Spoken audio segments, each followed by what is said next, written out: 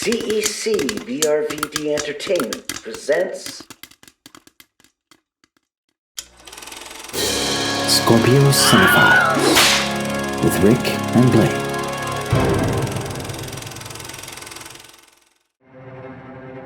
Season 1 Remakes. Episode 6 Cape Fear, 1962.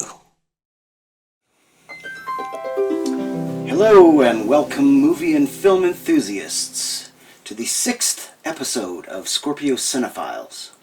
My name is Rick Van Dyke. With me is Blaine Covert. Hi out there. And the purpose of this particular podcast is to choose specific movies from history and analyze them in the context of the era of which they are made. We will view them together, share our notes on the making of these stories, and try to find connecting points which will give us and you a more fully rounded perspective of the wild and diverse art form that has been around for over 100 years. Awesome. All right, so Good intro. We were stuck on Stars Born there for seemed like forever there. Yeah, we did the Stars Born. Yeah, I can't even say the word. Epic miniseries. Stars Born marathon, and we got through that, which was a lot of fun, I think, and we learned a lot. And well, it ended up being 5 instead of 4 movies. yeah, exactly. We found the first that's not a Stars Born under the title, but proto Stars Born. Yeah, exactly. You know, Yeah. and earlier version, which is kind of cool. Yeah, which we neither of us had seen it, and it was fun. Neither of us knew about it. It was entertaining. Well, yeah, we didn't even research. know about it exactly. So, I mean, even know about it, and then we had the opportunity to watch it together, and that was fun. It was a lot of fun. Very good. But I'll tell you, I was happy to move on. Yeah. As much as I love these movies and such. Yeah, now we're doing some noir, which is up my alley. I figured you'd like I'm this happy lane change. This is a good lane change for me. I'm feel comfortable and I'm enjoying it. So we watched Cape Fear, 1962, the first version of Cape Fear, which was I think the first time you had seen it. Absolutely. I've watched it before. I've seen clips and I've seen the trailer and that sort of thing, but I've never actually seen the movie until now. Yeah. So that was kind of, and I think you had fun with it. I think you enjoyed it. It was. It's great. Yeah. You know, it's a like good movie, name right? them. Like even in modern movies, I can't think of the last movie that kind of had me on the edge of my seat. Yeah. And talk about you. Here's the thing that makes it more engaging.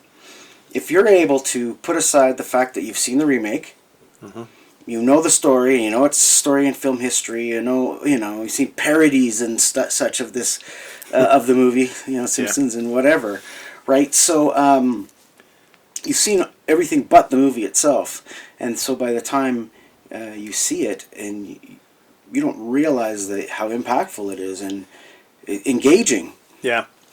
Well, it's a great cast. With Gregory Peck and Robert Mitchum, and then you've got even the smaller roles are Martin Balsam and Telly Savalas that we were talking about, and Telly Savalas with hair. Telly Savalas with hair, and then the two lady leads, Polly Bergen as his wife, and Laurie Martin as the daughter, Nancy Bowden, Peggy Bowden, and Peck was playing Sam Bowden, a lawyer, which we were both pointed out that same year he also did. They played two lawyers in the same year. Yeah, To Kill a Mockingbird, right? So with which as Atticus Finch, the lawyer too, 62. Now there's a name. I'm gonna name my kid Atticus. Atticus, yeah. Like, what even does that mean? Very southern name there. Is it a southern name? Yeah, for sure. Yeah. What is it? Is it short for something or? No, I think it's just Atticus. Really? Eh? Yep. So what you got? What are you selling up there? You got a shot of something? Well, we're gonna have a toast with some a little bit of añejo tequila. Okay. All right. There you go. Cheers. Is it a sipping tequila or like take her all back? Sip it. Yeah. Sip it. Okay. Just ask. Don't slosh it. Okay, Don't slug it back. It's not. You don't need salt and lime and a. Oh, tell the audience what that is. I mean, I'm not trying to promote. We're not sponsored by an alcohol company or anything, but that's really delicious. It's a good añejo, yeah. So it's an aged añejo. So yeah, nice tequila. So clarify for me. That's the name of the So there's distillery? with tequila. No, it's just the you have three kinds of tequila. You have a blanco, which is typically the one that you would. That's an early aged tequila. Okay. The white tequila, Right.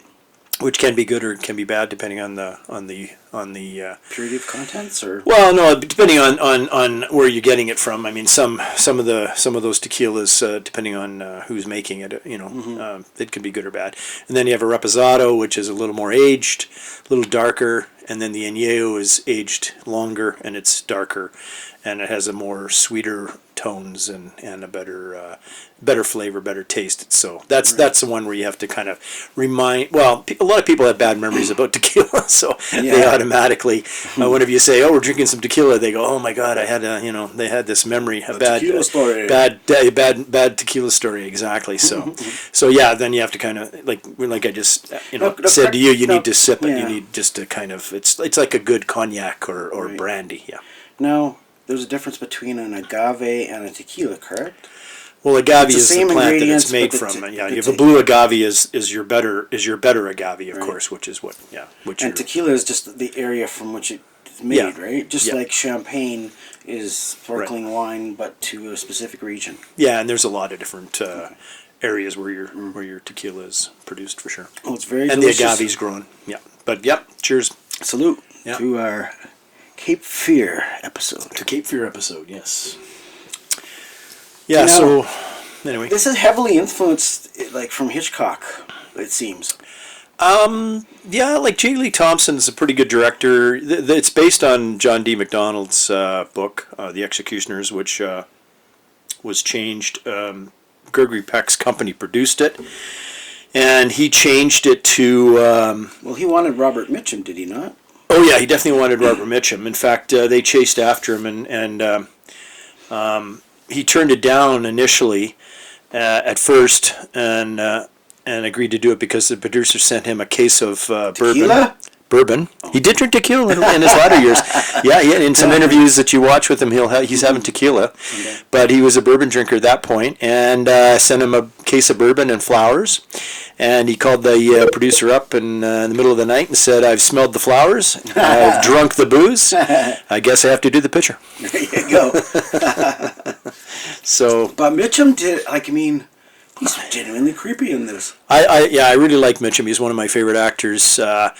And he's intimidating. definitely he just has that swagger and that walk Just and that dominates. mannerism which just dominates the screen, and he comes across definitely creepy and frightening in this film for sure. I mean, and again, by the time the '60s rolled around, you're dealing with it's not quite as. I mean, you still have the censoring going on. Well, there's a lot of implied violence. But yeah, I mean, they were starting to push the envelope at this point, and there is You a could couple. feel it. I felt a little squeamish at a couple points. Oh, I was yeah. Like, whoa. Yeah. I was like, where's this going? Like, I can't do the guy because I know the Hays Code and stuff. But Yeah, again, it's left up to your imagination. And the one sequence when he goes after the girl, in the there's a sequence where he kind of picks up this drifter girl and ends up in her apartment, and he just sort of he's kind of twisting his fists and he just looks at the camera,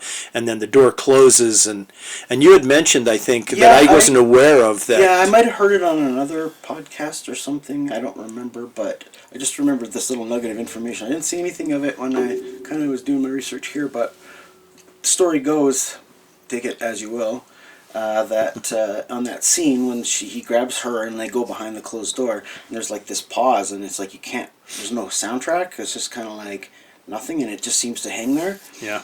Rumor is originally you could hear the sounds of slapping, hitting her, Yeah, whatever, and that this censorship made them take it out, and that's why.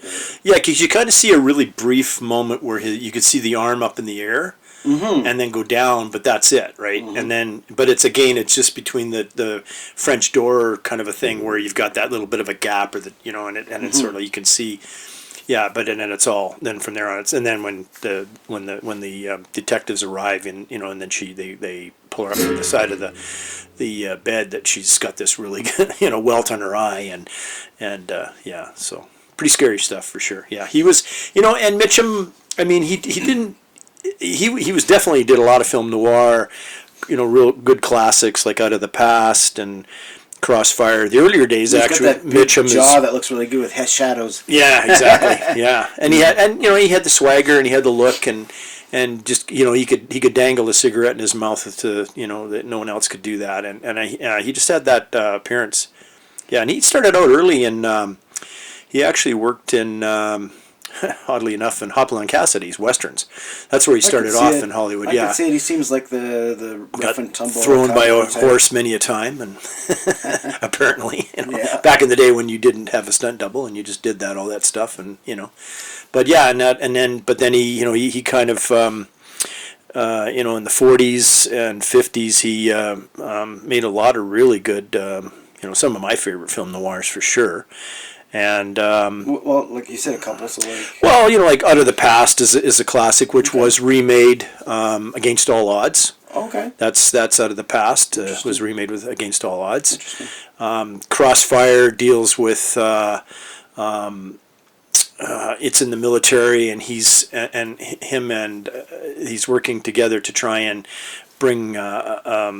Robert Ryan is this anti-Semitic, really nasty guy, and they're trying to bring him to justice in this one, and it's a pretty good, really good noir as well. His Kind of Woman is one of my favorite ones, with Jane Russell, Raymond Burr, who again another guy that was in a ton of film noirs as the villain, and Vincent Price is an over the top. Really sort of like an Errol Flynn kind of a character in this one. Yeah, and they all end up in this Mexican, resort, and they're trying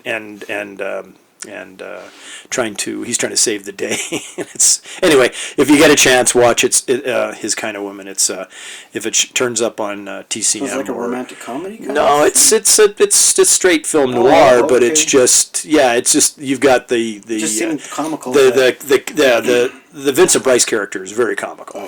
But really funny and just steals the show. But again, Jane Russell's in it, which is pretty awesome. She's a amazing, good-looking lady, and she did a few films with Mitchum as well. And I think interesting, we saw this one tonight with Mitchum and with a shirt off, and he's got a hairy chest. Now in those days, they used to always make the men shave their chests, right? What? Yep. No, you think it'd be the opposite. No, they want them to shave their chests, right? So a lot of them, but Mitchum said, so "I'm not." How do people get a hard time nowadays if they would shave their chest? Well. Now it's now it's a choice. Back then, it's a personal choice. Back then, it wasn't a personal choice; it was a studio's choice. Studio said, "No, you got to shave your chest." Now, so what Mitchum did was, kind of the in joke was that he said, "I'm not shaving my chest," and he grew a pot belly, and they would said, "Oh, we don't take your shirt off."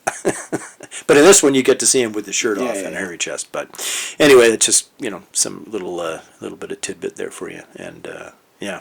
It's interesting because you look at him and he seems fit, right? Yeah, no. But by modern day standards, right, of fitness, it's not like De Niro in the remake, where he's so shredded that you can see every vein in his body. Yeah. But not that I'm comparing the two performances, but my question is this: would that be considered physically fit of its day? Like, is that the equivalent of the De Niro thing, or? Well, I don't think they were that concerned about, they wanted to have a certain look, I would imagine, back then. No, but in terms of public perception. Yeah, I think, Mitchum was definitely well-liked by the ladies, for sure. Oh, yeah, he was definitely an idol, for the ladies. Oh, yeah, but he was, interesting with Mitchum, he married his childhood sweetheart, and they stayed married until his death. Wow. Yeah, so he never, he veered off like many actors did, of course. He had affairs and such, but they stayed together. They never they never separated, and he kind of always said that she kind of set him straight when he went off. When he went off, When he went off, of course. Yeah, exactly. So. Yeah, and Gregory Peck and him had, they're definitely contrasting personalities.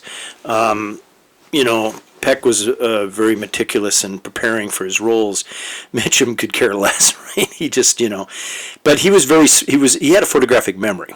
There you go. So what he could do, he'd look at I had a photographic memory. Yeah, I wish. Yeah, so he could look at a page, like he'd go into a scene, look at the page, walk in and read that and recite that exactly.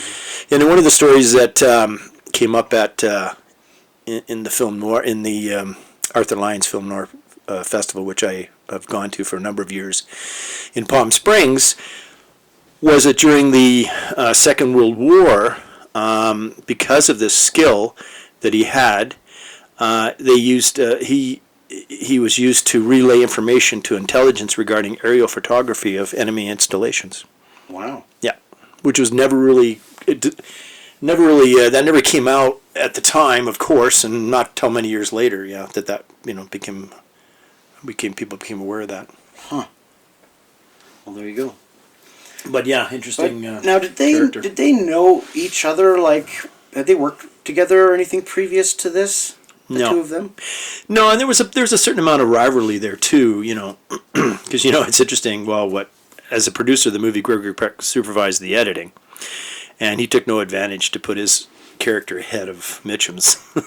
Now, how much say would the director himself have had at that time, or is it just Well, Thompson certainly would have had a say, but again, it was Gregory Peck's production company that did this, that made the film, So he footed the cash, so he made his final cut.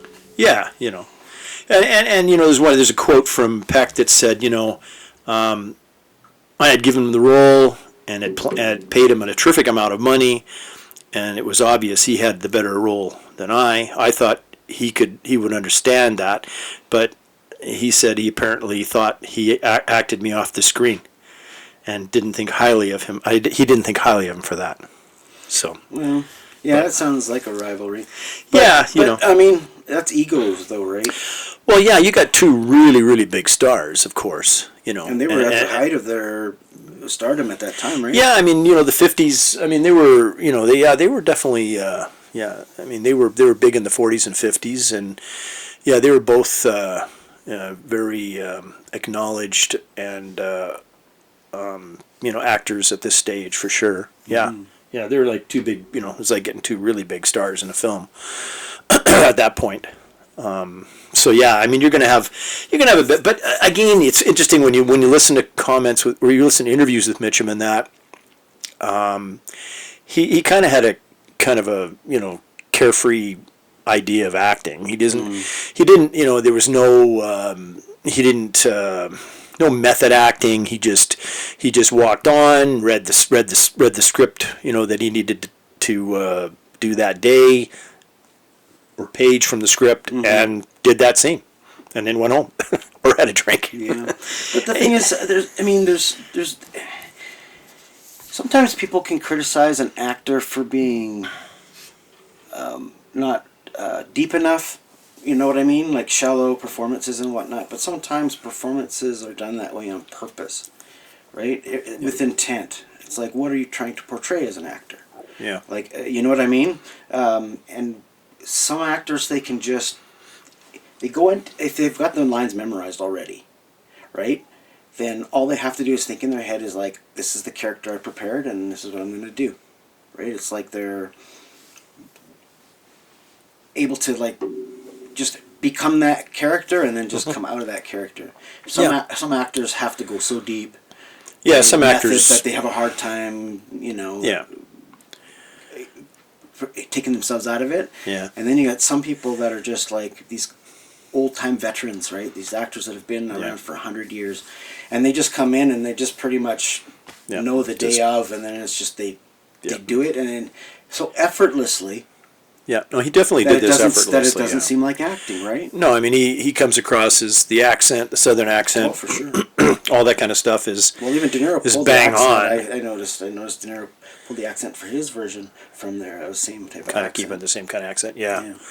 So I mean, again, I think he just kind of walks on the screen and does his job, and there's excuse me. Well, and it's it's the gradual intensity, right? The build to the final confrontation. Yeah. Right?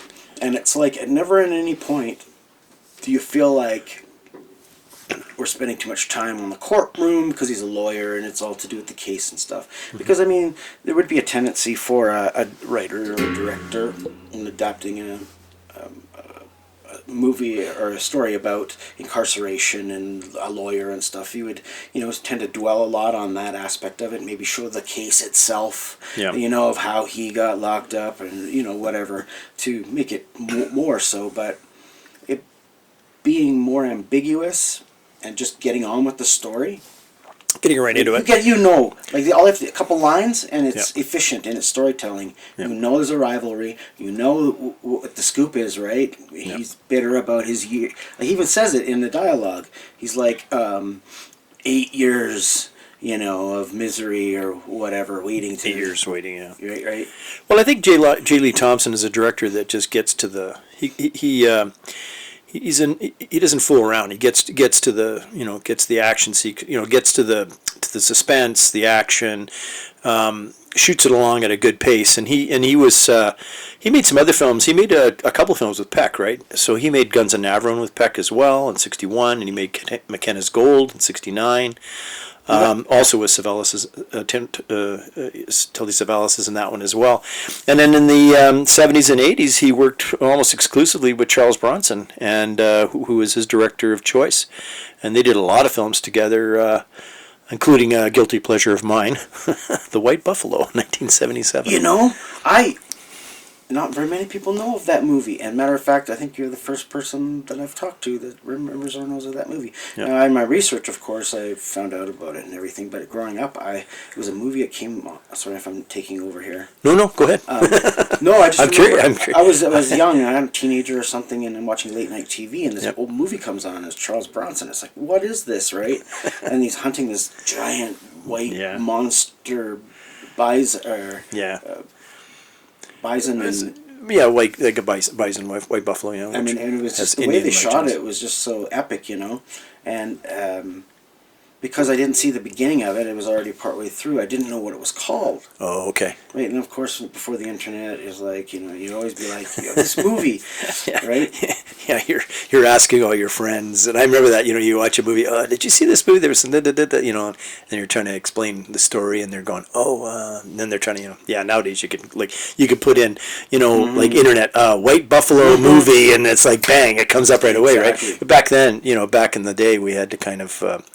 We had to do a lot of research and questioning and ask questions to find out these movies. Yeah. But yeah, I mean, that was one of those movies that, I mean, and it's got some, that was back when, Dino De Laurentiis produced it, so it has all the animatronic stuff. He did Orca, which was like that kind of a similar film. Not Orko from Masters of the Universe, but Orca. Orca, the whale, yes. And, of course, the King Kong, the 77 version of King Kong, and White Buffalo, and these are ones where he had these sort of animatronic, not great, but still practical. And I think J. Lee Thompson was one of the guys that could, make it work. And there was also a really good cast in that film as well. Again, a lot of really old timers in that, and Charles Bronson was always really good in whatever he did.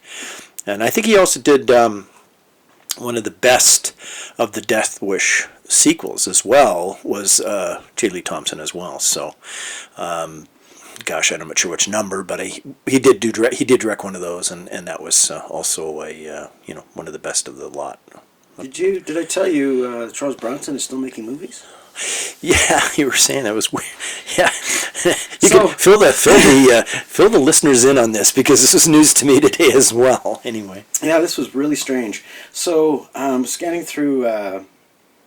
To be honest, I can't remember whether it was Amazon or Netflix, but a streaming service. Right. You're kind of just scrolling. And I like to find the old movies first, see what's on there, and there it was, and I was like, Charles Bronson. I wonder what year this was made in, right? Like, is this before Death Wish? Because it kind of looks like it or whatever.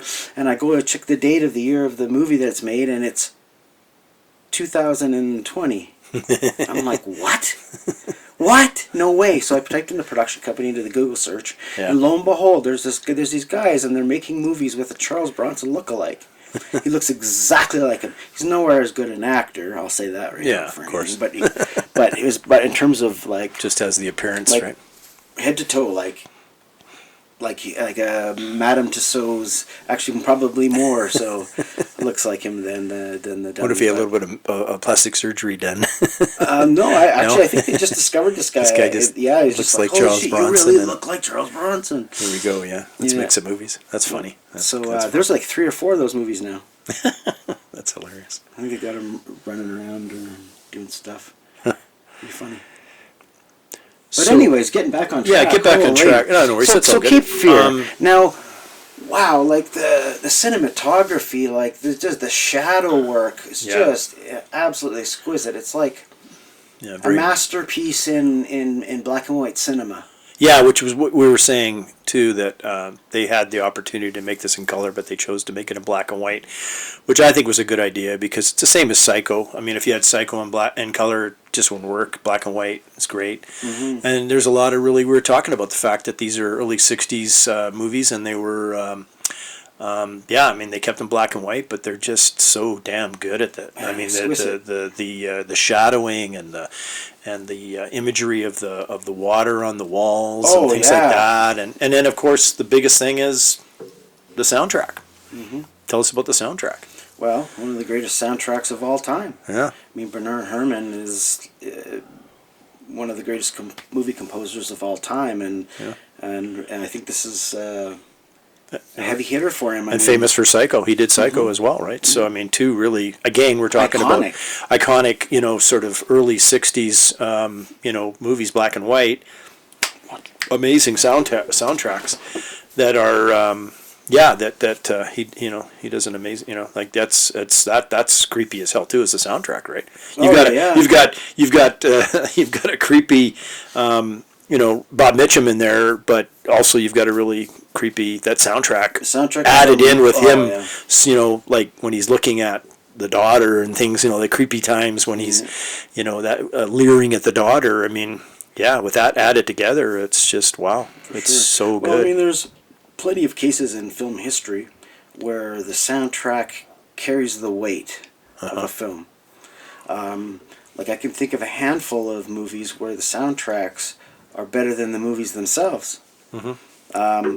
Sometimes that happens, yeah, exactly. Right? But this is one of those perfect meldings of image and sound. I think I even said when we were watching it, is like they're doing the lead up to the houseboat and the final confrontation. They're coming up the river and they're doing the establishing shot of where they're hidden away, and the music carries the whole thing. Yeah. If you didn't have that music, it would just be like a travelogue for tourism of the area. Yeah, it really adds the intensity to the whole. You're just getting it's setting up. It's getting you, prepared for this really intense climatic ending, of course, where they're gonna fight it out, right? Well, it's where it's all been leading up to, right? This has been the big build. Mm-hmm.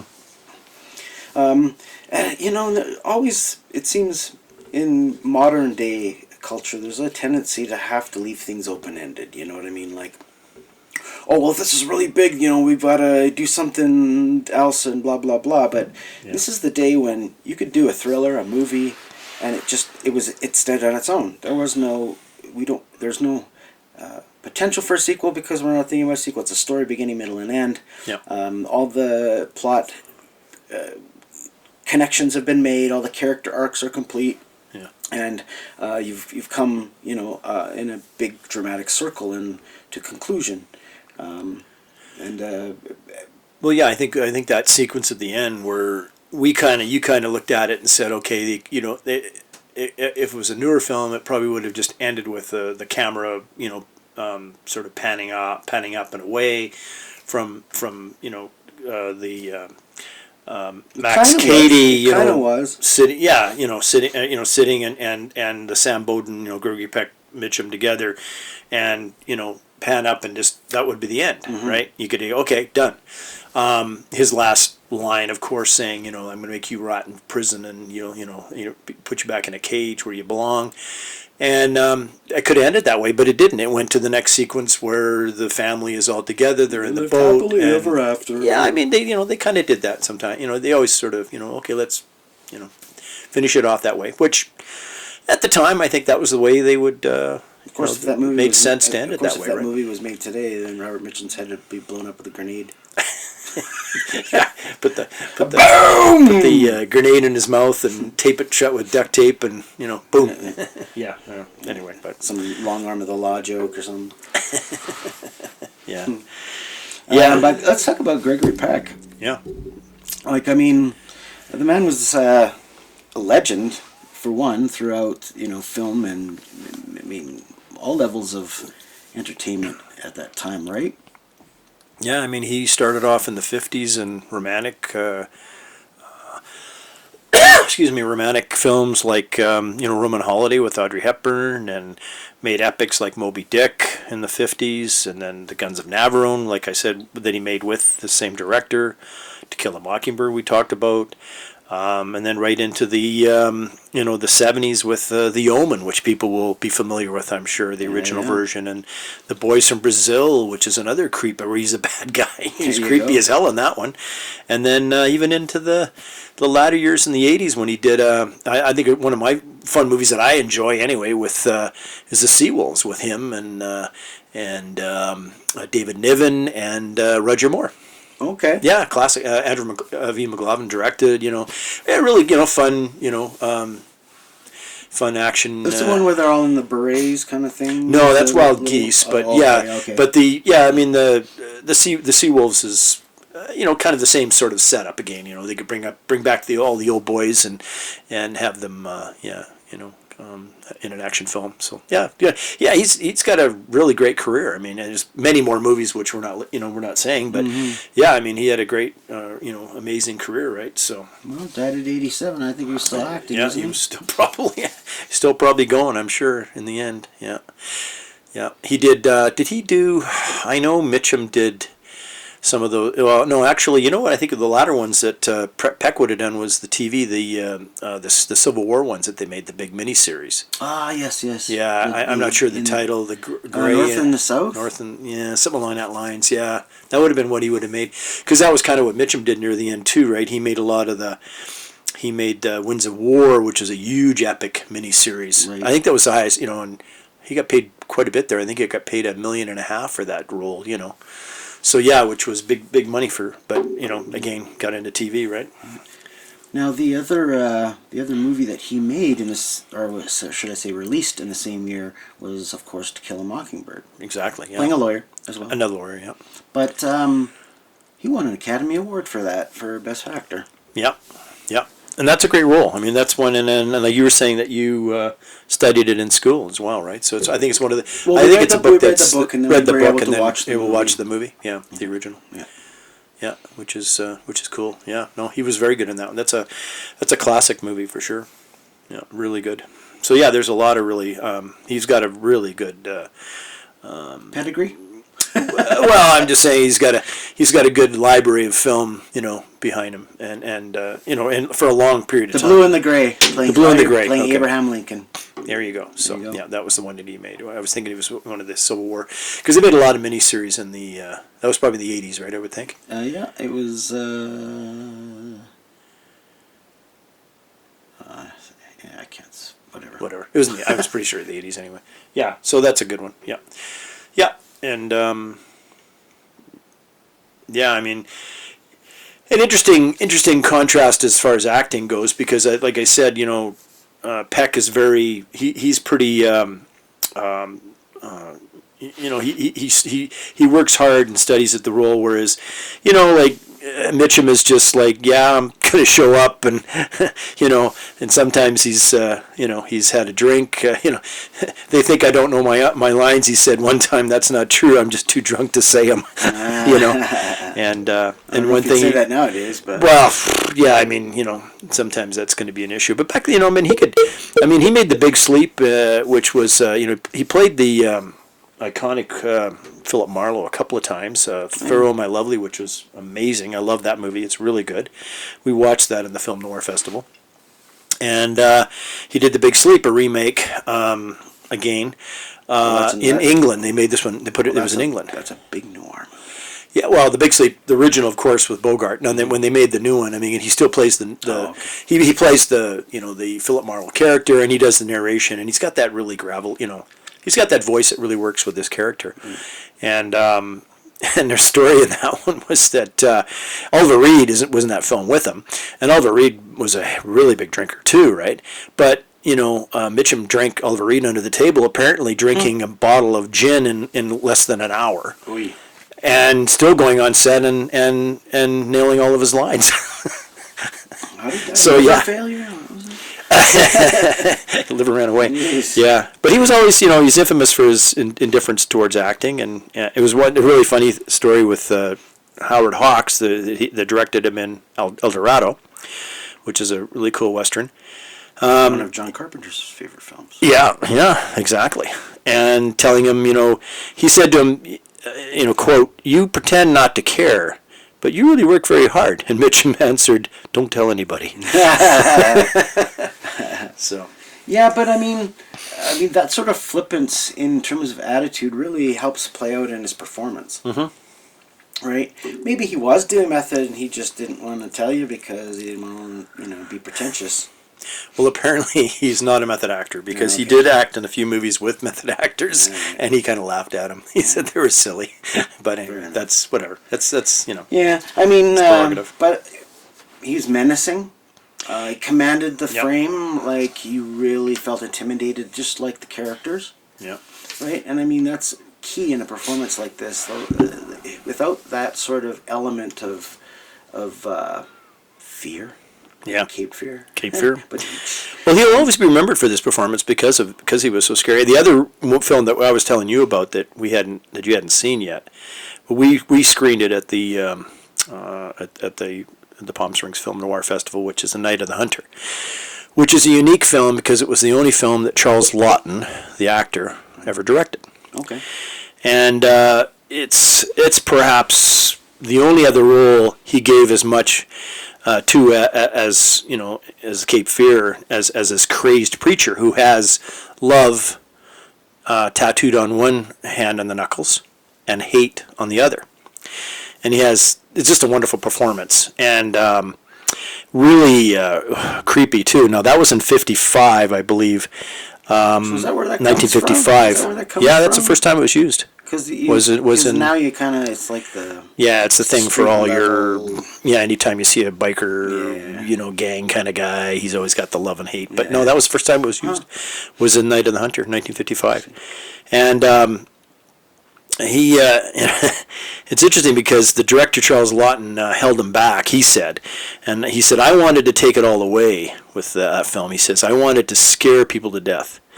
The book did that, and it was 10 times as frightening as the picture. But Charles had such good taste. He kept saying, I make my living reading the Bible. I can't do this sort of thing as it was.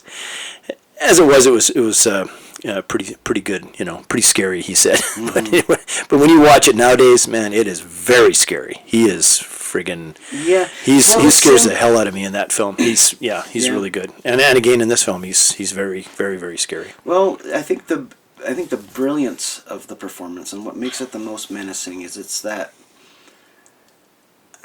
underhanded menace, for want of a better term. Yeah. Where the words you're saying and what you're giving off of what you mean by those words are two different things.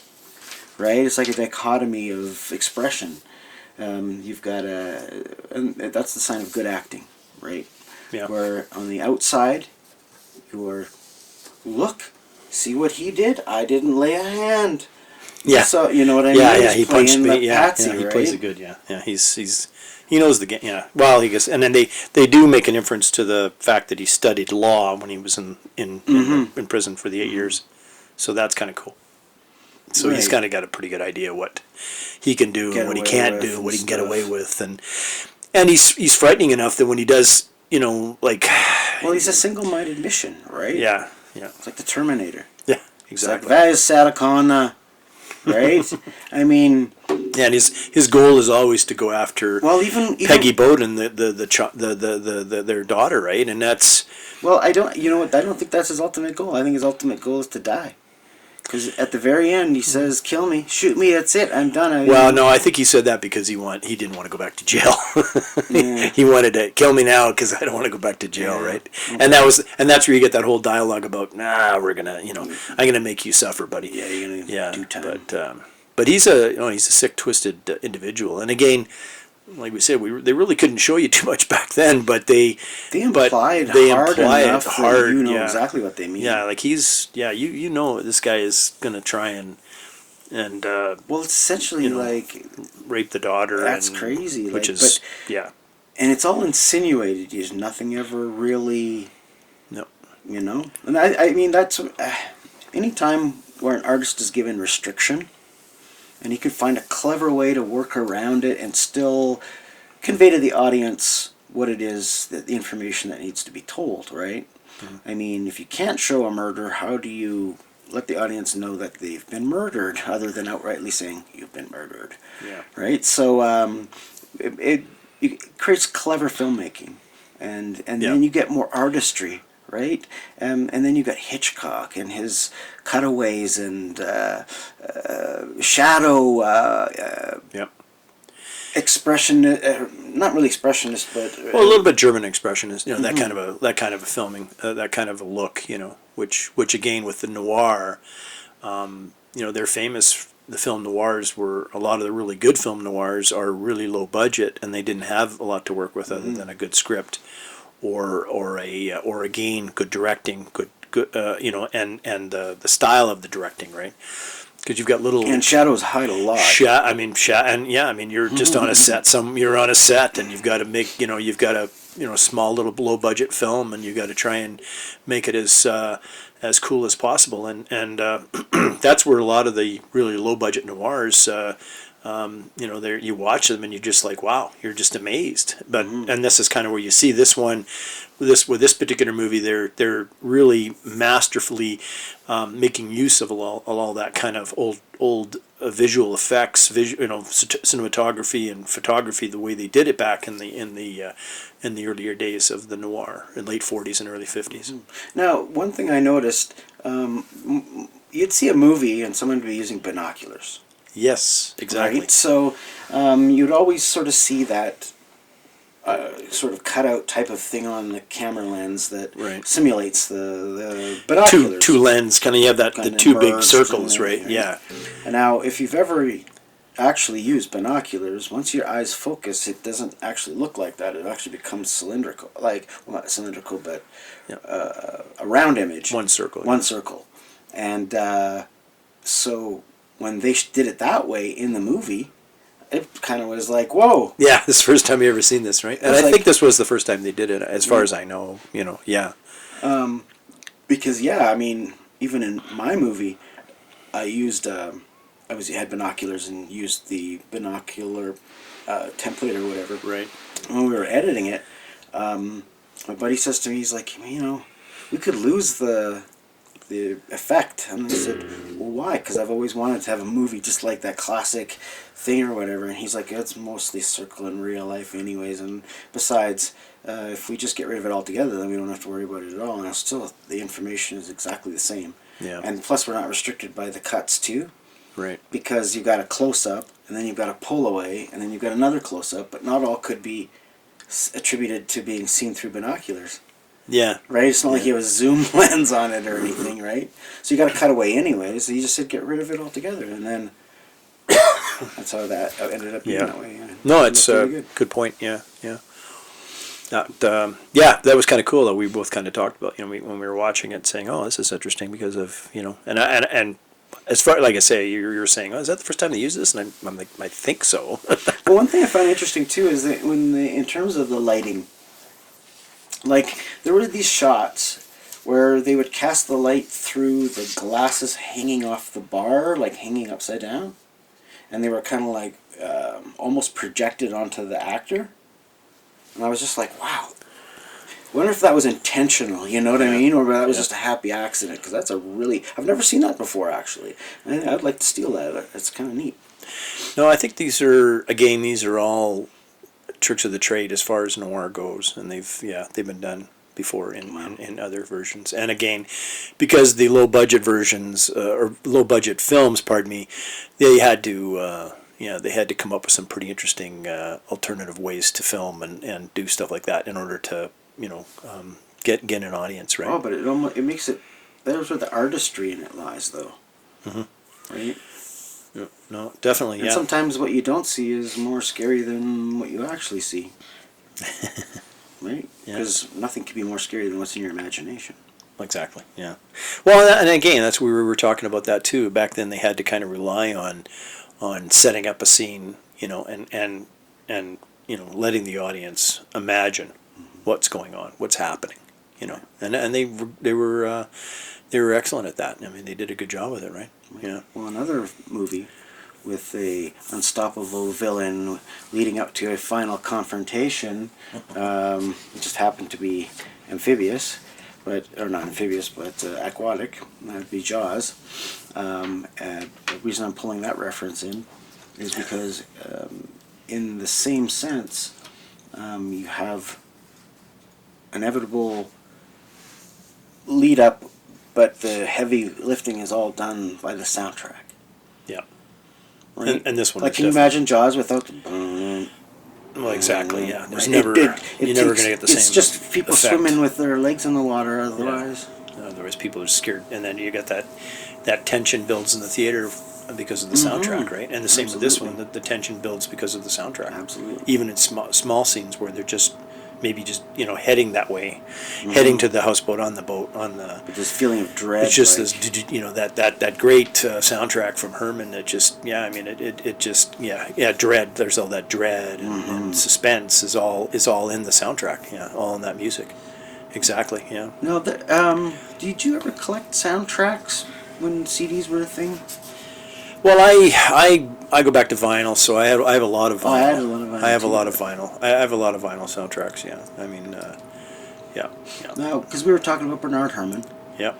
I mean, didn't enlighten the audience as to what completely epic movies that he has scored in his time. Like, even just a couple of the top ones. Well, the other one I know that's really good, of course, is Psycho.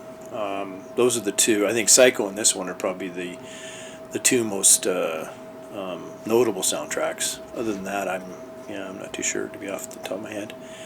I think, and then the other interesting point is that when Scorsese remade this film in '91, he used the same soundtrack. Like, he took Bernard Herrmann's soundtrack and just and used it again in this film. Repurposed in that it. film, And it was brilliant.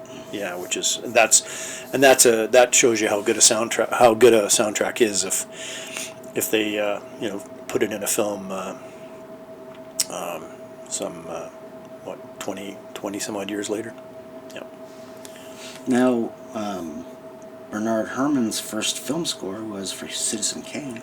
Well, there you go. And received an Academy Award nomination for Best Score of a Dramatic Picture.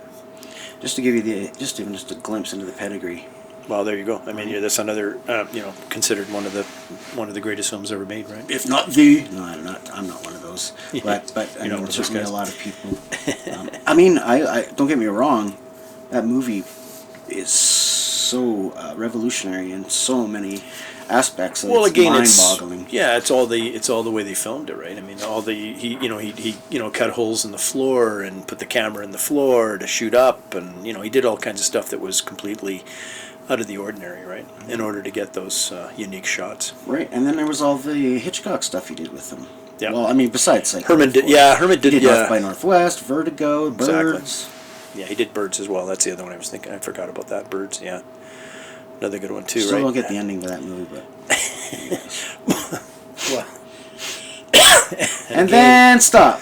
And then again, I guess you got all the, you got all the, like you say, the Hitchcocks. I mean, all of those ones, Vertigo is another good one when you think about it. Vertigo Vertigo's got in some itself pretty has wild, some pretty wild sequences with, Well, when they're up on the Mount Rushmore and stuff. Well, North by Northwest, Mount Rushmore. Sorry, I got Mason two is the mixed up. villain, and Vertigo's where he's afraid of heights. Sorry, I just and gets into the that two really mixed up in my high, tall building. But good. But again, the soundtrack. If you didn't have that soundtrack in those Hitchcocks, like if you think, okay, if you didn't have Bernard Herrmann's soundtrack in Psycho, The Birds, North by Northwest, Vertigo, those kind of films, would they be the same?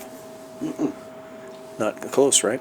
No, and I mean, and that just goes to show the importance of a soundtrack, period, in filmmaking and in movies, right? You can make or break it. Yeah, exactly. Like there was, just to get off track, because what the hell, why not? I finally got around to watching Serpico. Yeah, you're saying, right. And the soundtrack was so bad to me, to my ear, it just not suit. The subject matter, the characters, none of it. It was like someone had taken put the wrong soundtrack on the wrong movie, and I'm just like, this could be saved this would be absolutely brilliant with a different soundtrack. It just boggled my mind why the decisions were made to do it that way. It was almost like watching a ABC TV movie of the week kind of soundtrack. It was seriously terrible. Poor soundtrack, eh? I don't even think I made it through the movie. But I'm just sad. Well, that's sometimes the case with certain music. It just doesn't help the movie. And if the movie's not, a movie could be a good movie, but it hasn't got a good soundtrack, or vice versa. If it has a really good soundtrack, it may not be a great movie. I think Tangerine Dream has done soundtracks for many movies that weren't that great, but the soundtrack is good. Oh, so for sure, and good enough that people would buy the albums by themselves. Yeah, they might even just buy the album. They may not, they may not go see the movie, but they probably buy the album because the soundtrack is so good, right? Yeah. Exactly. That's how I felt about Tron too. Yep. But anyways, I digress. Yeah, no worries. You've got within the narrative, right? So basically, you've got your main cast, right? You've got your lawyer's wife, lawyer's daughter, yep, the psycho, and we'll throw in his connection to the police department, sort of as the fifth character. Yeah, you got Martin Balsam as the police chief, and who is also in Psycho as the private eye who gets killed on the stairway going up, which is kind of funny. And he had a great career. I mean, he was pop up in every TV, like a lot of TV stuff, and did a lot of great movies like 12 Angry Men and All the President's Men, even St. Elmo's Fire, right? Yeah, that's right. Stuff like that. Breakfast at Tiffany's, the original. He's got a pretty good, pretty illustrious career. We were talking about Telly Savalas as the private detective. He was good. Actually, he's really good in this one. We both kind of liked his performance because he was bang on, and he was, whatever dialogue he had, it came across really strong and interesting.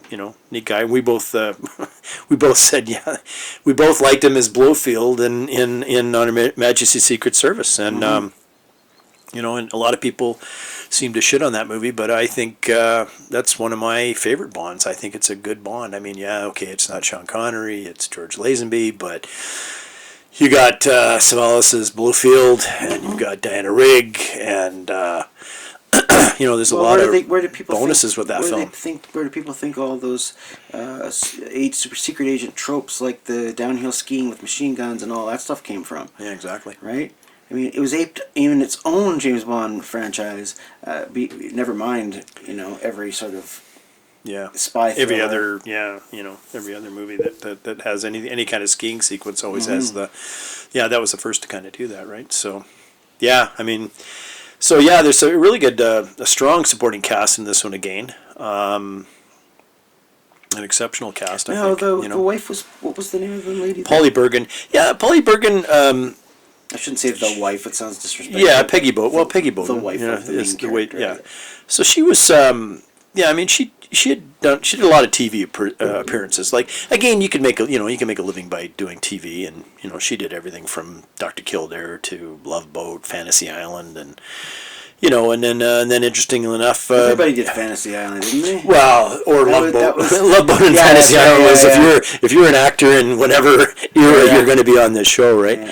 And then she did tons of other stuff as well, and She also ended up working with Mitchum again on Winds of War, which I was telling you about, which he was it was one of the highest paid checks for an actor for TV back then. And Sopranos. She finished off with The Sopranos. So she's had a pretty good, she had a pretty good career, right? Yeah, I mean, if you can, She had a good run for sure. Yeah. Now, the principal photography of Cape Fear began on April 6th and ended in June of 1961. Thompson envisioned the film in black and white, believing that shooting the film in color would lessen the atmosphere. He was an Alfred Hitchcock fan, and he wanted to have Hitchcockian elements in the film, such as unusual lighting angles, an eerie musical score, close-ups, and subtle hints rather than graphic depictions of violence. And I think they did that in spades. I mean, it was well executed. Oh yeah, for sure. It did feel very Hitchcockian. And now we know it was because out of design. Two things, yeah. I mean, you had a director that liked Hitchcock, and you had the soundtrack, which is another plus factor, which kind of gets you closer to that Hitchcockian kind of look.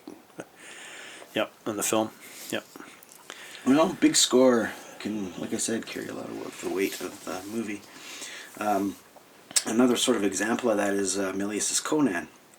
Yep. Right? I mean, it was a relatively big budget at the time, but they shot overseas to save money. And once again, a Dino De Laurentiis production. He's always tight with his bucks. They were shooting in Spain or something, and to save money. Yep. And Arnold Schwarzenegger was a relatively unknown actor. You got him for peanuts back then, right? Mm-hmm. And who else is in the cast? I mean, other than James Earl Jones, I guess. James Earl Jones, and the other guy that I liked in that one was William Smith. But I mean, if played you, his father. Just to once again go completely off track for a moment. Right. In the Conan novels, it was highly swords and sorcery, right?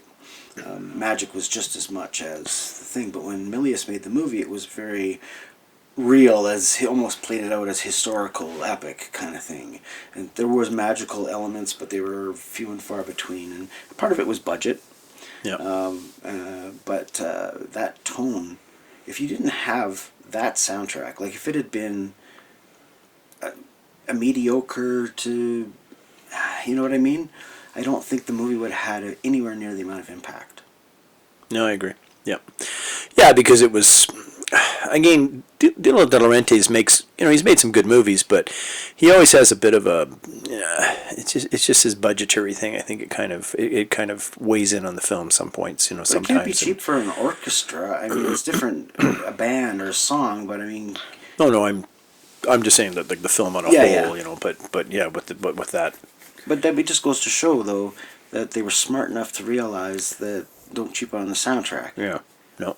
They understand that soundtrack can carry the weight of a maybe somewhat less than perfect movie and push it over to the brilliant end. Yeah, exactly. No, for sure. I agree 100% with that. Yep. Now, the outdoor scenes were filmed on location in Savannah, Georgia. Yeah. And the Universal Studios backlot at Universal City. Yeah. Now, why, Blaine? Why there?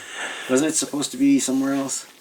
Well, I think it was. You're saying Savannah, Georgia. Now, I thought there was an issue with filming in Savannah, Georgia, but because the thing with Mitchum is in his early days when he was a teenager, he was arrested for vagrancy in Savannah, Georgia, and ended up on a chain gang, and apparently escaped the chain gang and ran away, and didn't really want to go back to Savannah, Georgia at any time too soon.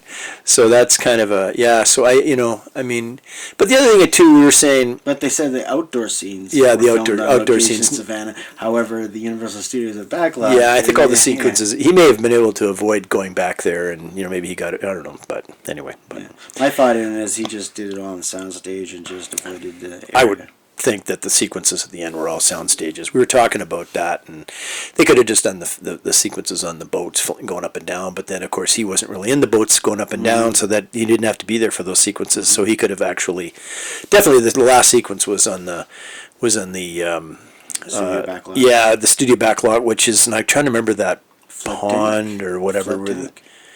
Well, there's a there's like a pond or something. They have it. It's the same place where they have basically where they when you go on the studio tour, you go by and they have the well at that I think they had McHale's Navy was shot there, and they also did and then when you're on the studio tour, you go through there and they have the sequence with the jaws and the shark coming up. So that's all the areas that back then it would have been shot there, on that at that spot. It's a I can't remember the name of it, but anyway, it's a certain pond or whatever that they have water facility there that they can drain and fill and whatever and change it around a little bit. But that would have been definitely where they shot that sequence. Have you ever been on the Universal backlot? Mm-hmm. Well, I've been on the tour. Right. Yeah. Yeah, the tour. Yeah. Man, it's you ever hear? You've obviously heard the Steven Spielberg story, right? How he was on a tour and he snuck away from the tour and basically, as a kid, had free access to the backlot of Universal Studios and conned his way into his first job. Well, yeah, because I heard a little bit about that, and then he, because his first gig would have been Night Gallery, right? Was it Night Gallery? Mm-hmm. Yeah, with Betty Davis, right? And then Duel after that. So yeah, he had a couple of really interesting little movies that it was Night Gallery was just a part that he did, or because it was an anthology series. Yeah, exactly. It was that was the pilot. So the pilot for it, and he did the one with Betty Davis. Yeah, where she has the she's blind and she gets an eye operation, and then of course the city has a blackout. Yeah, so it's kind of wild anyway. But it's a good. It was kind of cool that he.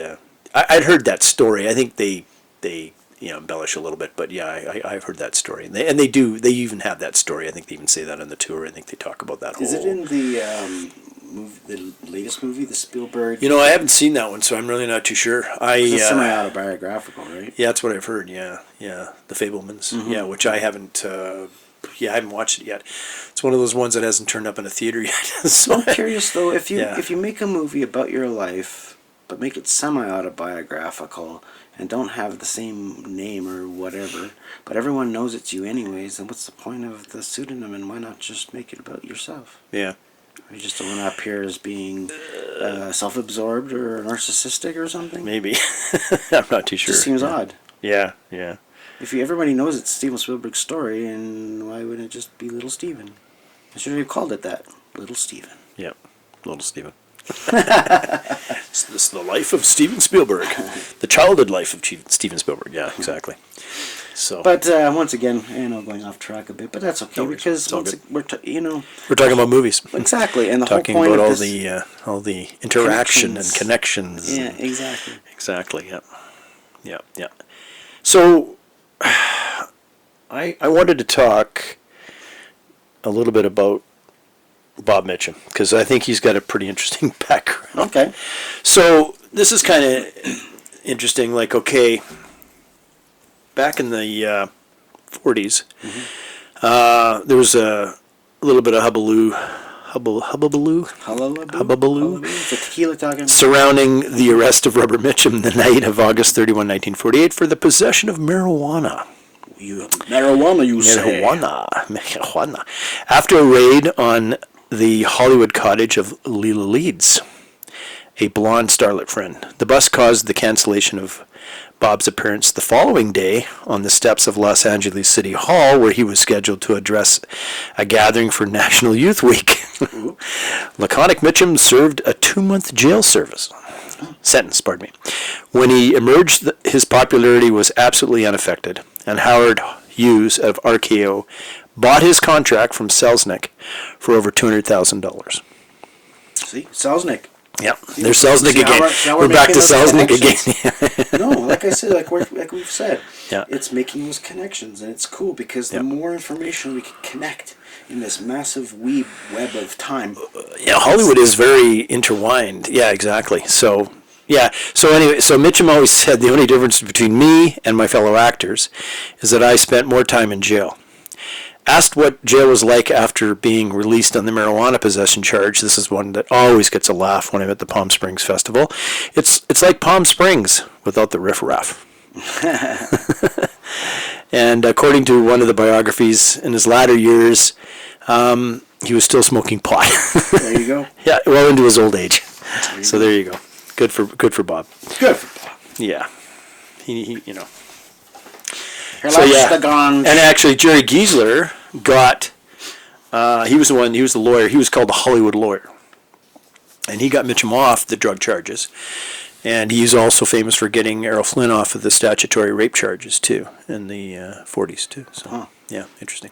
So good, pretty good lawyer. Anyway, so yeah, again. What was his name? Jerry Giesler. Yeah, he was called the Hollywood lawyer. Giesler, the Hollywood lawyer. Lawyer to the stars. Lawyer to the stars. Exactly. Yeah, I read his autobiography. He's got a pretty cool autobiography because he talks about all these different cases like the Mitchum case, pardon me, and at that time there was a lot of graft going on between the police department and that was one of the reasons that sometimes if there wasn't enough money filtering its way into the police department, they would pick up, because Mitchum said it was very bizarre because he showed up at this party and like 2 minutes later there was a raid.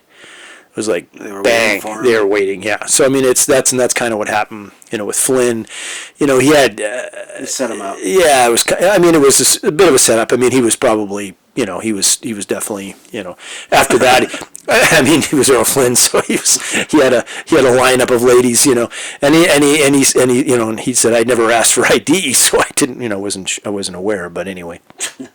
And it was funny with that particular case when they went to trial, and Jerry Giesler, the ladies that had apparently been raped or statutory rape charges that were there, it was against for Flynn, they came to court with pigtails and bobby socks, and they dressed him up accordingly, and Giesler just came up with this envelope of photographs, apparently, of these girls, and presented them to the jury, and Flynn was acquitted right away on that. There you go. So, yeah, good lawyer. Anyway. Lawyer to the stars. Yep. A new miniseries. So, yeah, I mean, we've talked up all the cinematography. Yep. Now, I'm just going to have a quick look as to who actually was the cinematographer on this and see if we can make some connections there. Yeah. Maybe he did some other stuff that we... it's connected to Hitchcock. Hitchcock? Probably, yeah.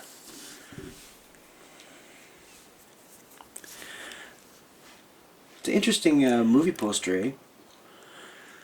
Sort of very typical of the era, but yet... Yeah. Different, I guess. Certainly know what you're getting into, what type of movie it is, that's for sure. And man, I guess those names really sold movies back then too, right? The power of movie stars. Oh, for sure, yeah. Because, like we said, Gregory Peck and Mitchum never worked before this together, right? And never again? I don't think they worked after this either. Okay. Because of the...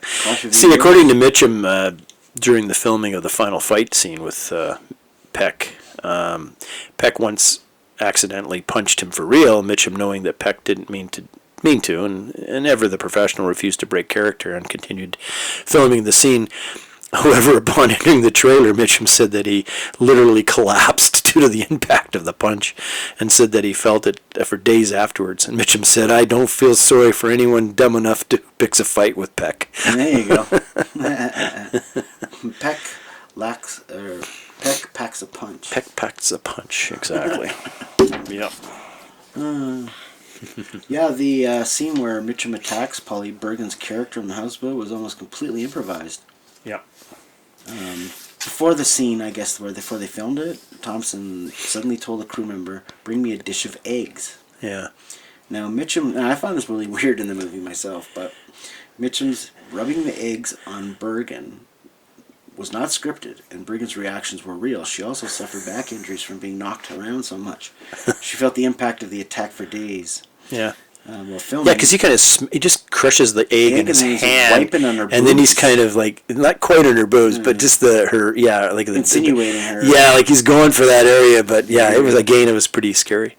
Yeah, and the other thing I heard, now I don't know if this was mentioned or not, but Bergen said that Mitchum cut his hand in that sequence as well. That's right. and kept on. He had his hand covered in blood and my back covered in blood, and he just kept on filming. Yeah, which apparently and then what we watched, of course, that's missing. So they must have edited it out of there. But there was kind of a similar event with Leonardo DiCaprio and Django Unchained, right? Now there's a story. So that scene in Django when DiCaprio slams his hand down on the table and he smashes those glasses and cuts his hand. Well, it actually happened. He cut his hand for real. And refusing to break character, even though he's bleeding out, he continued the take while picking actual pieces of broken glass from the wound. Now, I talk about Tarantino movies being bloody, but I think that's the first time that the blood was real. Keep going, eh? Keep the camera rolling. And yeah, and it ended up being a movie, and it's really powerful, actually. So, That's interesting. Well, sometimes it's sometimes you capture magic, right? Yeah, just leave it in. Yeah. Leave it if it looks improvised, but it works. Then go with it. Yeah. Well, sometimes the improvisation just plays out more real, right? Mm-hmm. It's natural. It's not so staged and rehearsed, I guess. Because there's a certain stiffness, I think. And now, this is not anything against theater people, because I know that they do a bazillion shows, sometimes the same shows for extended periods of time. And I'm sure the performances are wonderful all the way through. But in terms of movies and takes, sometimes it can be an advantage where, Stanley Kubrick can make someone do a take for 120 times, until they break down and stop thinking about what they're doing and become more natural. Or, Yeah, they've unraveled. He's unraveled them at that point, right? Yeah, exactly. Yeah. And then sometimes they do it once, and they're just something that they do on that take. It's just everything just comes together, and it's just perfect. Yeah. Nails it. Yeah. Right, and even just asking for a second and third take is just backup. That's the one. And it usually comes from improvisation. Yeah. Heath Ledger's the Joker and just... that sort of thing, right? Like these happy little accidents. Right. Yeah, exactly. But, man, I guess this is you said, well, I said that this is your lane. This is noir. Yeah. Now, when you compare it to, say, the top 10 noir films, does this lie somewhere in that? I mean, every art's subjective, of course. I mean, it's your perspective. But, I mean, is this true noir or neo-noir or...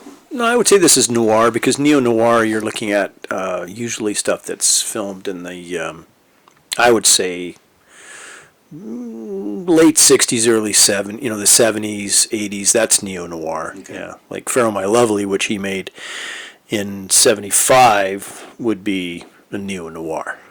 Yeah.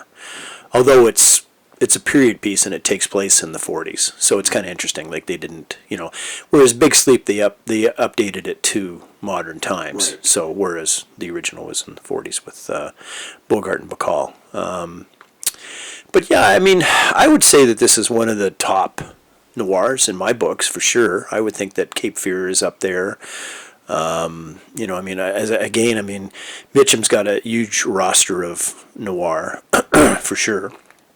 And he's had some, he had some really good films along the way. Now, did he do any noir stuff after this, or is this kind of like his... Well, yeah, I mean, he did, like I say, he did the, he did the two Philip Marlowe. He did the so those were post to this... Yeah, they were in the 70s, yeah. Okay. Yeah.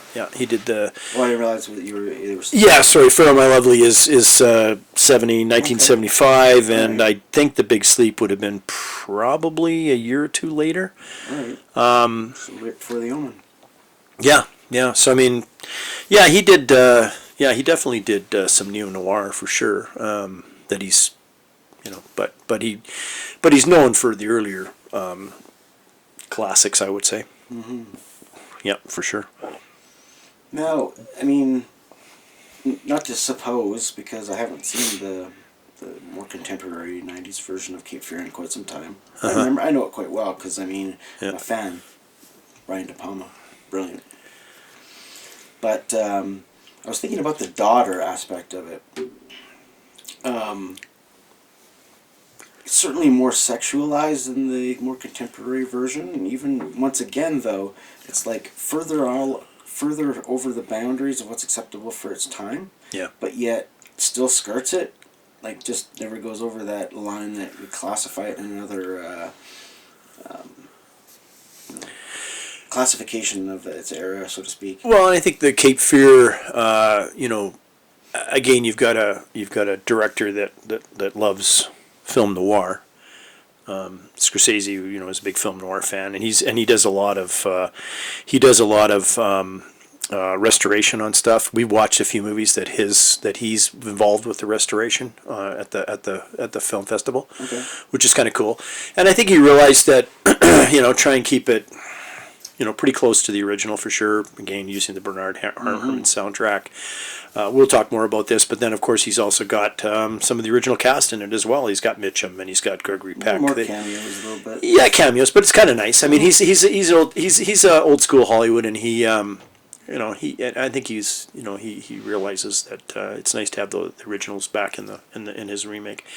So yeah, he does a good job of that, and we'll talk more about that when we watch it. But yeah, I haven't seen it for a long time either. I think the last time I watched it was in the theater, so it'll be interesting to see how we both perceive it. And well, I mean, okay, so Robert Mitchum in this movie. I mean, if you saw him walking down the street, swaggering down the street. Yep. Swaggering down the street. He's got that swagger. Yeah. Anyway. By today's standards, he doesn't really look all that scary. He's just kind of got a polo shirt on and a hat, sun hat, like he's a tourist or whatever. He looks like looks like he's in Palm Springs. Right. Yeah, so, of course, in the remake, you've got this, like, tattooed, like, ripped, he's De Niro, too. De Niro's intimidating, right? Yeah, he gets into the roles. It's a little more method obvious, acting, yeah. I guess, that, this is a bad guy or whatever. Yeah. But that's the kind of the genius of this, right?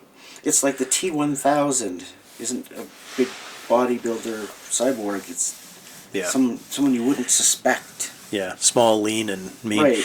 Yeah, I think with his, again, he's got this very, sort of nonchalant way about acting, but he's still in all the sequences where he has anything where he's kind of leaning in the wind, leaning into the car, or just leering at his daughter over, from the dock, looking at her while she's cleaning up something on the boat. It's just. It's just, and again, it's partially directing the direction as well, and the scene and the cinematography. But I think definitely Mitchum.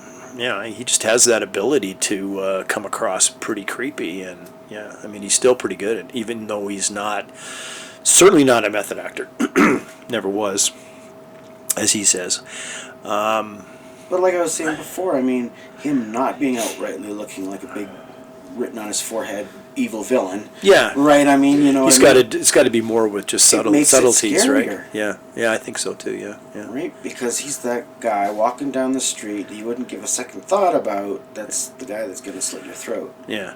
Right. Whereas De Niro is like just shredded, covered in tattoos, and he's scaring the hell out of you already, right? Right. Exactly. It's to take nothing away from that performance because it's phenomenal. No, it's. What I remember, it's pretty freaking scary. They have a lot more. Yeah. Anyway, we'll get into that, but there's certainly sequences where there's more. Yeah. He's more nasty and impactful. Yeah. No, Gregory Peck, man, that guy Yep. Back in the day. Yep. He had that chin. Man, he was like a leading man, wasn't he? Yep. Yeah. Well, and it was his company. It was his company that made it, and he bought the Executioner's book, which was a very popular book. Oh yeah, this was actually from made John by D. Gregory Peck's MacDonald. company, wasn't it? Yeah, it was his company that produced it, and he scouted locations, trying to find, and this whole thing came because when they were making movies back then, they actually named there were places were kind of popular, so that's kind of where he wanted to come up. He didn't like Executioners for the title for sure. So he decided, well, I'm going to look around. He went through maps. Was that a censorship thing, or was just he didn't? No, he just didn't personally like the title. Yeah, he didn't like that title, and title. it's not a good title for this movie for sure. And he started looking at maps, and then he came across Cape Fear, which is in North Carolina, and Cape Fear. I like that. Cape Fear. What a great So it's a real place. Yeah. And and it's a great title for a movie. Oh, for sure, especially since I thought the Cape part was real and the fear maybe it was a play on words. No, it's a real place in North Carolina. Wow. Yeah, you can go to Cape Fear in North Carolina. Yep. Yeah. Just don't screw anyone over in the court and put them away for just years. Don't go there when Robert Mitchum's down. Veer off if you can. Don't get on a houseboat. Now, so in terms of relevancy in the noir genre, yep. Not to retread anything, but it kind of has all the tent poles or the trademarks or the earmarks of noir, right? Mm-hmm. I mean, you've got those shots where the shadows are cutting across the actors, the blinds shot, where the light's coming through blinds and creates that you ribbed get the effect and whatnot. And those are very much hallmarks of. The only thing we didn't have in this was the rain on the wall sequence where they used to do that a lot with the raining, But yeah, I mean, it has all the definitely has all of the again the noir. The cinematography and that you would find in a lot of the earlier noirs. Yeah, for sure. Mm-hmm. But I don't know what more can really be said other than that it's just. Yeah, we can talk a little bit about Mitchum if you want. I mean, I think he's a fascinating character, actor, and and he drank a lot. Yeah. He did drink when he was making movies, and he was an insomniac, so he never slept, and that's why he has those bags under his eyes, I think, because of that. Very intelligent man, of course. He was married to the same woman for 60 years. When he was asked, kind of funny, all these there's so many drinking stories that they talked about at the film festival about him, and just Alan K. Rhodey, who produces the show, had some funny stuff. But one of the things he said when he was asked if he has a drinking problem, Mitchum replied, "I have no problem drinking." So, yeah, he's a character. And there was a funny story when he did Ryan's Daughter, and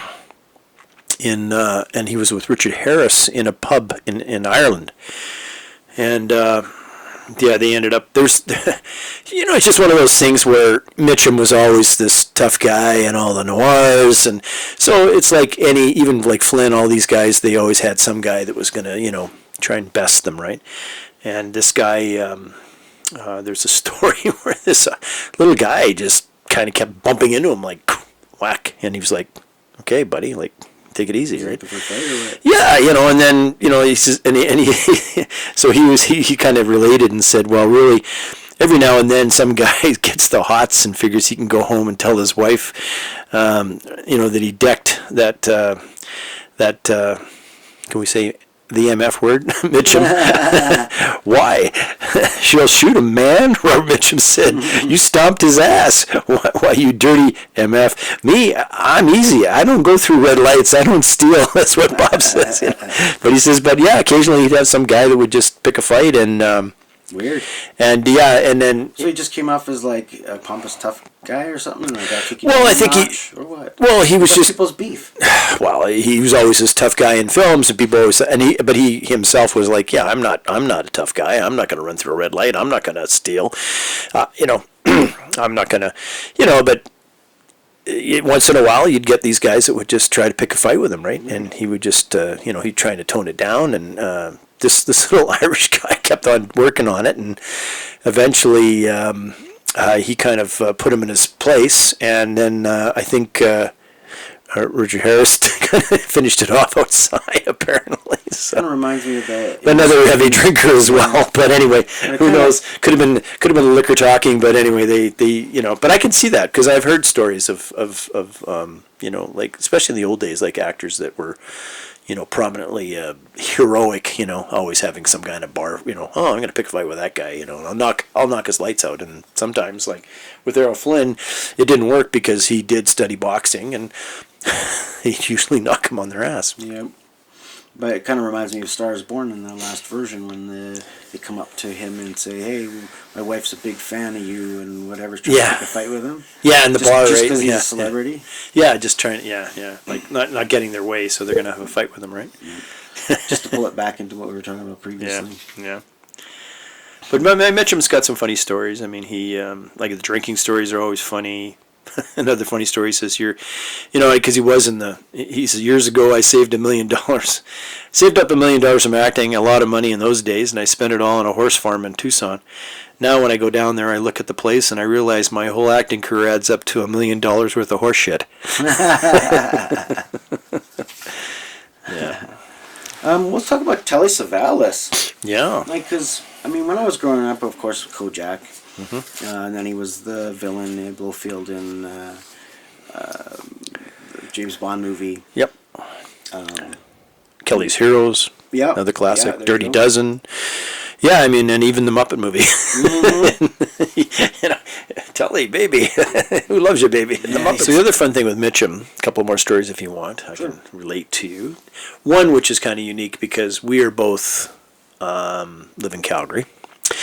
And it's in Alberta, and we have one of the most gorgeous places, and I think a lot of people have heard of this. If you haven't, look it up or visit it. It's called Banff, Alberta. And Mitchum was worked with Marilyn Monroe in River of No Return in Banff, Alberta. And an interesting little story is that when they were filming a sequence near the falls, the small falls, not big falls, just in Banff there, and there's a bit of a rapids, not big rapids, but fairly good. They'll do rushing water. Yeah, rushing water, and they'll do some of the stuff. Anyway, they were filming a sequence where they were on a raft, and the safety line broke on the raft, and they were both on. She stayed with them until they were both rescued, even though she had the opportunity to get off first. And he said, I told her, look, this could be a matter of life and death. In another 3 minutes, we're going over these rapids and get cut into 40 pieces. But you know what? She still wouldn't leave. And he has a lot of respect for Marilyn Monroe. There you go. Yeah. Now, this movie actually didn't do well at the box office. It surprised me because I thought, sadly, this would have been a big hit. If I'm on the edge of my seat and it's 2023, it must have been like the epitome of crazy back then, you would think. Yeah, and this was the end of there was his last film that Peck produced with this company. He bankrupted him, I guess. He borrowed money. Yeah, he borrowed money and he finished off his company. Unfortunately, sadly.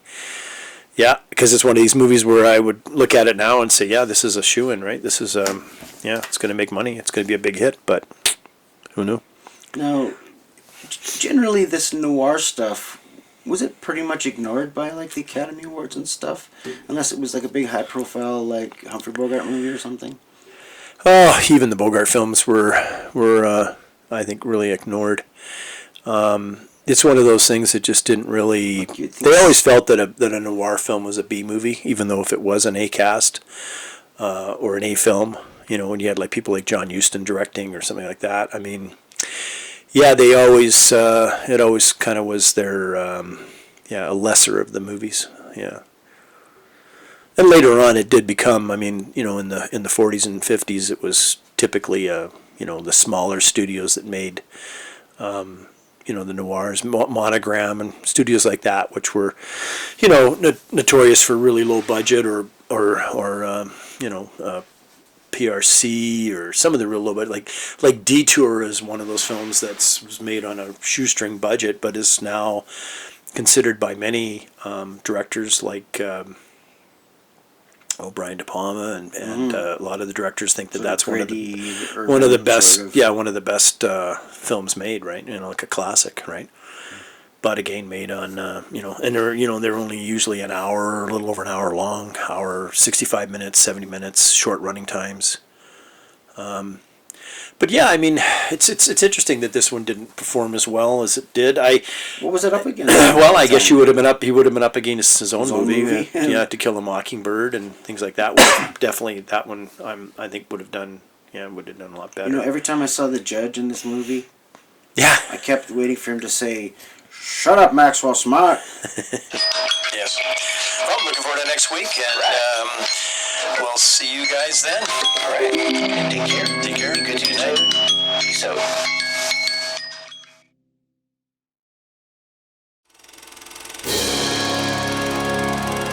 The end of this episode. If you like this content, feel free to leave a like.